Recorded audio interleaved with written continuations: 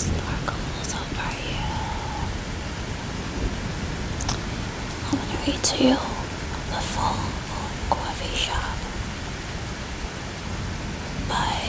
it's a novel by Mai Mochizuki. We'll start on chapter 1. Aquarius trifle. Delicious, even if I did say so myself.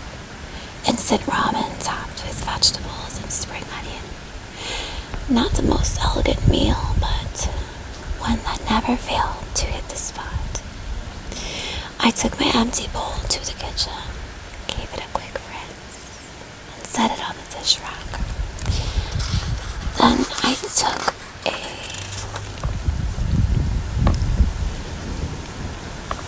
Then I took a cloth and gave the dining table a thorough wipe. It was barely big enough for one person to eat at. In my tiny apartment, this was where I ate and worked. I poured myself a coffee, positioned my laptop back on the table, and sat down. Then, taking a sip from my mug, I began flicking through my reference materials. I was looking at a character sheet, its pages packed with illustrations of a handsome young man.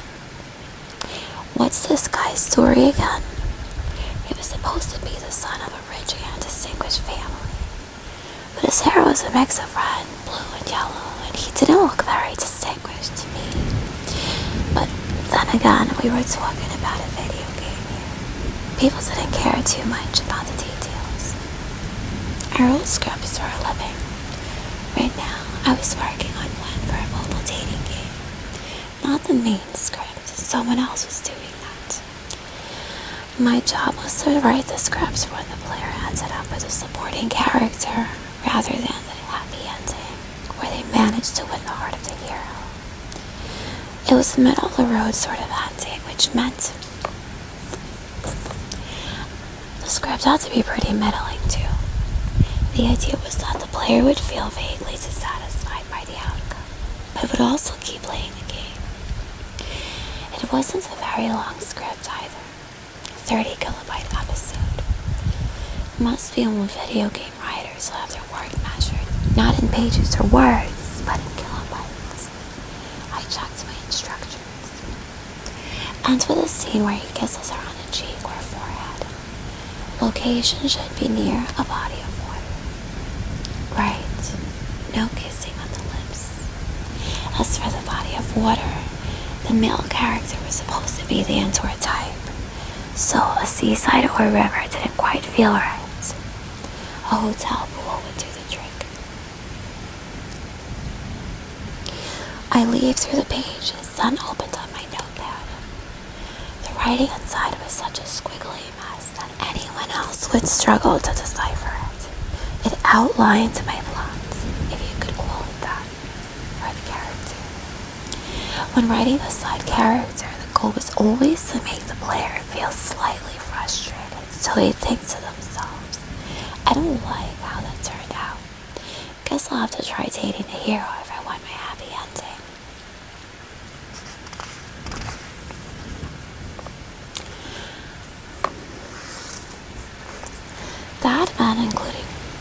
That meant including a lot of failed dates, and any love scenes had to be pretty subdued affairs.